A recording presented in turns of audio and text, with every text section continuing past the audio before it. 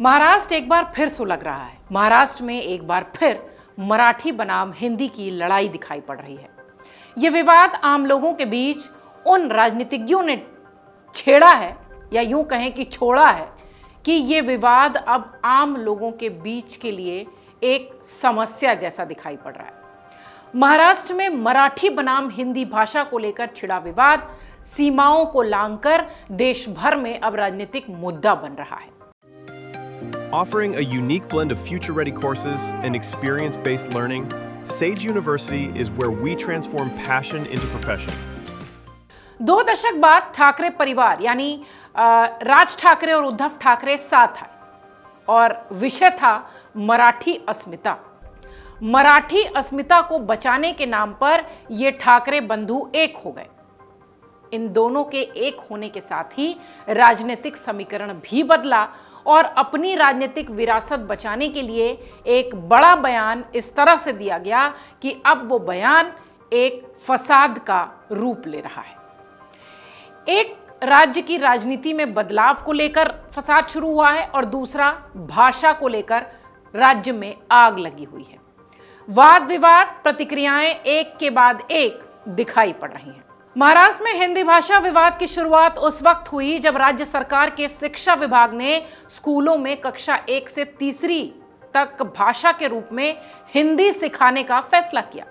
अब तक राज्य में मराठी और अंग्रेजी ही पहली कक्षा से सिखाई जाती थी। जैसे ही यह फैसला सामने आया, महाराष्ट्र की सियासत गर्मा गई। विवाद शुरू होते ही पहले तो सरकार ने कहा कि केंद्र सरकार जो नई शिक्षा नीति लेकर आई है उसी में त्रिभाषा सूत्र यानी पहली कक्षा से ही 3 भाषाएं पढ़ाने का प्रावधान है। फिर भाषा और शिक्षा के कई विशेषज्ञों ने इसका विरोध भी किया और कहा कि पहली कक्षा के बच्चों के लिए यह आसान नहीं होगा। शिवसेना जो उद्धव ठाकरे की है और मनसे जैसी पार्टियों ने इसका विरोध किया। शिक्षा से जुड़े कई संगठनों और राजनीतिक दलों ने भी आंदोलन शुरू कर दिए। इसके बाद राज्य सरकार ने एक कदम पीछे खींचते हुए हिंदी का अनिवार्य होना रद्द कर दिया। यह भी कहा गया कि अगर कुछ स्टूडेंट्स तीसरी भाषा चुनना चाहते हैं तो वो चुन सकते हैं, लेकिन इससे भी विरोध पर कोई असर नहीं दिखाई पड़ा। सरकार भले ही बैकफुट पर चली गई इस मुद्दे पर, लेकिन विवाद जस का तस। भाषा के मुद्दे ने महाराष्ट्र की राजनीति में एक अहम तस्वीर पेश की, लेकिन इसके ठीक बाद जैसे ही ठाकरे ब्रदर्स एक साथ आए, मराठी को लेकर मामला गर्मा गया। इस बीच एक बयान भी सामने आया कि बेवजह किसी को मत मारो, लेकिन अगर ज्यादा कोई नाटक करता है तो उसके कान के नीचे बजाओ। अगली बार जब किसी को पीटो तो उसका वीडियो मत बनाओ। आप कल्पना करेंगे कि यह बयान राज ठाकरे ने दिया। इस बयान के बाद से जो तूफान आया वो इन तस्वीरों में दिखाई पड़ रहा है। लोग सड़कों पर हैं, भिड़ते दिख रहे हैं, लड़ते दिख रहे हैं। देश की राजनीति में राज ठाकरे के इस बयान ने एक नया तूफान, एक नई बहस को जन्म दे दिया है। इसको लेकर कई जगह मारपीट के मामले भी सामने आए, एक्शन भी हो रहे हैं, लेकिन सवाल ये कि ये आग कब बुझेगी। इस पूरे मामले पर महाराष्ट्र को सुलगता देख सीएम देवेंद्र फडणवीस ने सख्त कदम उठाने की बात कही और इस पूरे मामले में सभी को चेताया। जरा सुनिए सीएम देवेंद्र फडणवीस का बयान। मैं बहुत स्पष्ट शब्दों में बताना चाहता हूं, महाराष्ट्र में मराठी भाषा का अभिमान रखना ये कोई गलत बात नहीं है, लेकिन भाषा के चलते अगर कोई गुंडागर्दी करेगा तो इसको हम सहन नहीं करने वाले। कोई अगर भाषा के आधार पर मारपीट करेगा तो यह सहन नहीं किया जाएगा। जिस प्रकार की घटना हुई है उसके ऊपर पुलिस ने एफआईआर भी किया और कार्रवाई भी की है, और आगे भी अगर कोई इस प्रकार से भाषा का विवाद करेगा तो उसके ऊपर कानूनन कार्रवाई होगी। हमको हमारी मराठी का अभिमान है, लेकिन भारत की किसी भी भाषा के साथ इस प्रकार से अन्याय नहीं किया जा सकता, ये भी हमको ध्यान में रखना पड़ेगा।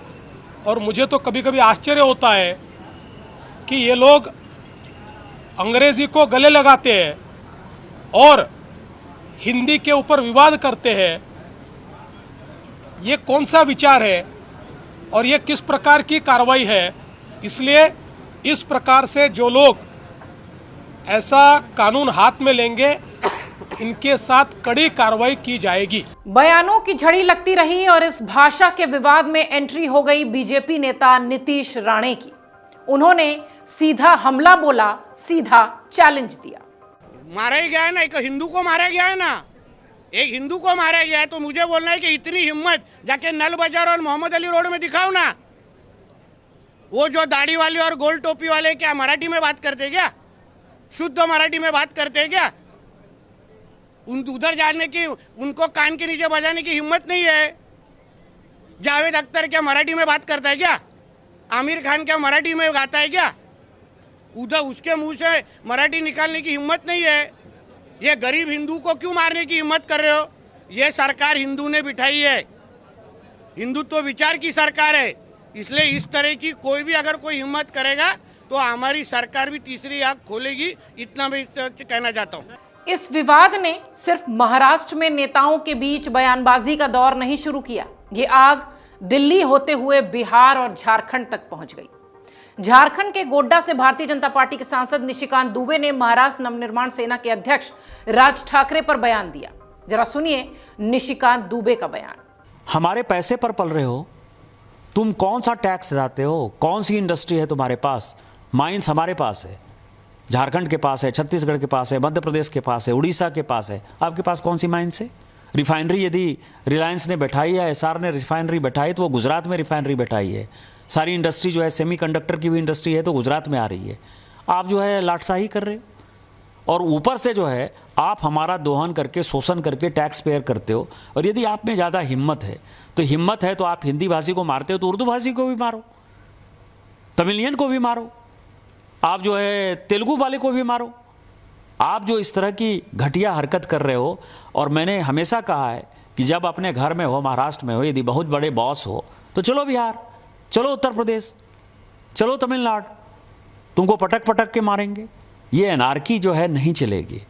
हम मराठी का सम्मान करते हैं, मराठी एक आदरणीय भाषा है। बीजेपी सांसद के बयान पर शिवसेना के सांसद संजय राउत ने पलटवार किया।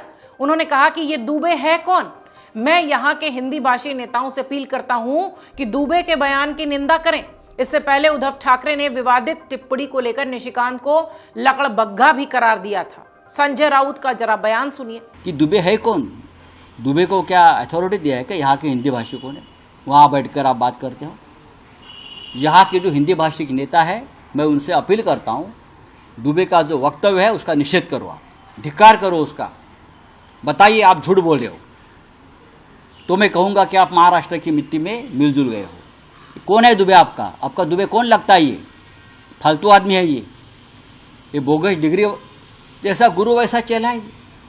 मुझे आश्चर्य है महाराष्ट्र के मुख्यमंत्री और उनके पूरे कैबिनेट का, एक आदमी भारतीय जनता पार्टी का सांसद वहाँ बैठकर महाराष्ट्र के बारे में, मराठी आदमी के बारे में, मराठी मानुस के बारे में घटिया बातें करता है और आप चुप बैठे हो। आप कौन से मुख्यमंत्री हो? आपको छत्रपति शिवाजी महाराज और बाला साहब ठाकरे का नाम लेने का अधिकार नहीं है भाई। एकनाथ शिंदे अपने आप को डुप्लीकेट शिवसेना का नेता मानता है ना, दाढ़ी पे हाथ घुमाते फिरता है। निकाल दो दाढ़ी आपकी। अगर दाढ़ी में दम नहीं है ना तो दाढ़ी काट कर घूमो, नहीं तो हम आपकी दाढ़ी काट देंगे। क्या चल रहा है आपका? वहीं इस बीच बीजेपी के सांसद दिनेश लाल निरहुआ की भी तीखी प्रतिक्रिया सामने आई। उनका बयान भी सुनने वाला है। मुझे लगता है कि ये विवाद नहीं होना चाहिए। हिंदी जो है वो माध्यम है कम्युनिकेशन का, और राष्ट्रीय भाषा इसीलिए है कि यहाँ अलग अलग राज्य में लोग अलग अलग भाषा बोलते हैं, सबकी अपनी अपनी मातृभाषा है। जैसे मेरी भोजपुरी है, किसी की मराठी है, किसी की तमिल है, तेलुगु है, कन्नड़ है, मलयालम है, बंगाली है, उड़िया है, अलग अलग क्षेत्रीय भाषा है। पर हमको आपस में कम्युनिकेट करने के लिए, कम्युनिकेशन के लिए हिंदी हमारा एक ऐसा माध्यम है, ऐसी भाषा है जिससे पूरे देश के लोग एक दूसरे को समझ पाते हैं, बोल पाते हैं। इसके लिए है, तो इस पे किसी प्रकार का विवाद नहीं होना चाहिए। और जो लोग कर रहे हैं इसके ऊपर राजनीति, वो गलत कर रहे हैं। ये राजनीति नहीं होनी चाहिए। भाषा विवाद का जहर देश के लिए खतरे से कम नहीं, और इसका असर उन लोगों पर ज्यादा हो रहा है जो महाराष्ट्र में अपनी रोजी रोटी के लिए गए हैं। राज्य में एक बड़ी हिंदी भाषा आबादी होने के बावजूद हिंदी को लेकर विरोध का अक्सर इस तरह से खड़े हो जाना निश्चित तौर पर चिंताजनक है। इसकी कोई वजह वैसे नहीं नजर आती, लेकिन हाँ, सिर्फ राजनीति और राजनीतिज्ञों की वजह से ये मराठी पहचान वाला जो विवाद है ये खड़े होता दिखाई पड़ता है। स्थानीय राजनीतिक दल इसे मुद्दा बना रहे हैं और महाराष्ट्र में ये हिंदी विरोध आज की बात नहीं बल्कि 50 के दशक से चली आ रही है। ये समस्या, ये विवाद, ये भाषा को लेकर तकरार आज की नहीं है, लेकिन अब बड़ी बात यह है कि वो बड़े लोग जो कि हिंदी भाषी राज्यों से जाकर वहां मजबूत स्थिति में दिखाई पड़ते हैं, फिर चाहे वो अभिनेता हो, चाहे पॉलिटिशियंस हो, चाहे फिर कोई बड़ा उद्योगपति, उनसे सवाल नहीं होता, उनके ऊपर ये प्रेशर नहीं डाला जाता कि आप हिंदी बोलिए या मराठी बोलिए। लेकिन हिंदी भाषी राज्यों से गए वो मजदूर, वो आम आदमी जो अपनी जीविका के लिए, अपनी रोजी रोटी के लिए महाराष्ट्र की जमीन पर गया है, वहां पर उसे इस तरह की चीजों का सामना करना पड़ता है। यही सबसे बड़ी विडंबना है। अगर आप ये वीडियो YouTube पर देख रहे हैं तो हमारे चैनल को सब्सक्राइब कर बेल आइकन दबाएं और Facebook पर देख रहे हैं तो हमारे पेज को लाइक करें।